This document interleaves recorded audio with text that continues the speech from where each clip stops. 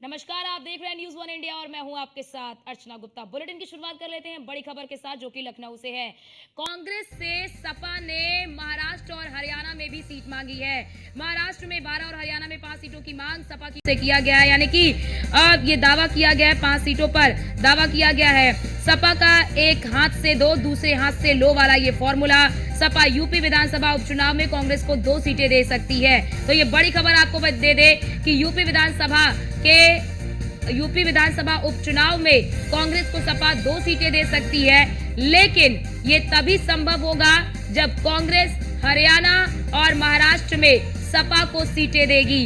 कांग्रेस से सपा ने महाराष्ट्र और हरियाणा में सीटों की मांग की है। महाराष्ट्र में 12 और हरियाणा में 5 सीटों का दावा किया है, यानी कि 5 सीटों पर दावा किया है। सपा का एक हाथ से दो, दूसरे हाथ से लो वाला ये फॉर्मूला है। देखिए, सपा क्योंकि इस लोकसभा के चुनाव में तीसरी सबसे बड़ी पार्टी रही है, 37 सांसदों के साथ देश की तीसरी सबसे बड़ी पार्टी बनकर उभरी है सपा। और अब ऐसे में आप देख रहे होंगे कि उत्तर प्रदेश में जिस तरह का परफॉर्मेंस रहा है, और उत्तर प्रदेश में कांग्रेस की भी अच्छी सीटें आई हैं, और ये तभी संभव हुआ ये संभव तभी हुआ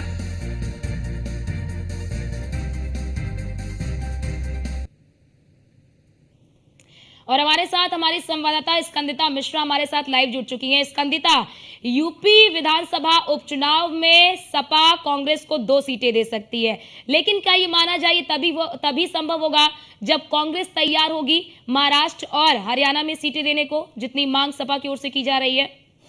जी देखिए, बिल्कुल आपको बता दें, समाजवादी पार्टी जो है महाराष्ट्र में और हरियाणा में सीटों को लेकर कांग्रेस से मांग कर रही है, जहां पर वो महाराष्ट्र में 12 और हरियाणा में 5 सीटों को लेकर दावा कर रही है कि वहां पर वो चुनाव लड़ेगी। और उत्तर प्रदेश में क्योंकि विधानसभा उपचुनाव होने को है, तो ऐसे में कांग्रेस लगातार चाहती है कि यूपी में उनका जो है वर्चस्व बढ़े और ज्यादा से ज्यादा सीटें उनके पास आए। तो ऐसे में 2 सीटों की डिमांड कर सकती है, 2 सीटों पर कांग्रेस चुनाव लड़ सकती है। तो कहीं ना कहीं एक हाथ से दो, दूसरे हाथ से लो वाला रणनीति के तहत जो है वो समाजवादी पार्टी नजर आ रही है। इससे पहले अगर इंडिया गठबंधन की बात की जाए, तो इंडिया गठबंधन लोकसभा चुनाव 2024 के लिए हुआ था, और उसके बाद भी ये कंटिन्यू रहेगा या नहीं रहेगा, इस पर तमाम सवाल बना हुआ था। तो ऐसे में लगातार करिए स्कंदिता, क्या महाराष्ट्र में जो दावा सपा कर रही है 12 सीटों का और हरियाणा में 5 सीटों का, तो क्या इन सीटों के बारे में सपा ने कांग्रेस को जानकारी दी है कि कौन कौन सी सीटें उन्हें चाहिए? 12 सीटें महाराष्ट्र में और 5 सीटें हरियाणा में।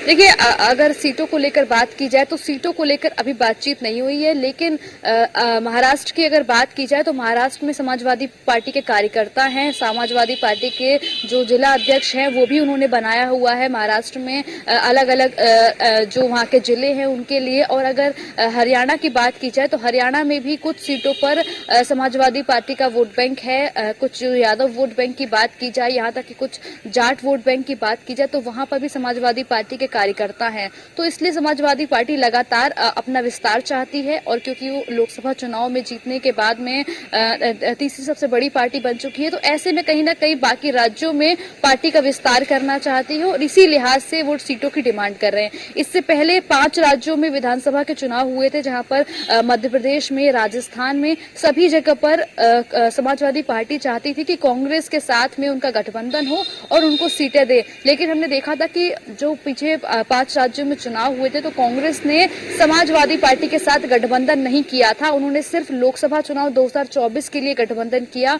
और उसका अंजाम ये हुआ था कि समाजवादी पार्टी ने लगभग जहां जहां सीटों पर उनके जिताऊ प्रत्याशी थे, मध्य प्रदेश में उन्होंने अपने प्रत्याशी उतार दिए थे लगभग सभी सीटों पर। तो ऐसे में अब लगातार सवाल खड़े हो रहे हैं कि गठबंधन जो है। बड़ी बात ये भी स्कंदिता, क्योंकि आपने जिक्र किया जो 5 राज्यों में विधानसभा के चुनाव हुए, तो उसमें हमने देखा भी था कि मध्य प्रदेश में सपा ने 5 सीटें मांगी थी, लेकिन कांग्रेस ने 5 सीटें देने से किस तरह से आनाकानी की, और कमलनाथ ने तो ये तक कह दिया था कि कौन है अखिलेश वखिलेश। फिलहाल क्या स्कंदिता परिस्थिति क्या देख रही है, क्योंकि यूपी में कांग्रेस अपने खोए हुए जनाधार को फिर से पाने की कोशिश कर रही है, अपनी खोई हुई जमीन को फिर से तैयार करने की कोशिश कर रही है, और ऐसे में सपा का साथ कांग्रेस के लिए बहुत जरूरी है। तो क्या इसी का फायदा जो है सपा उठा रही है?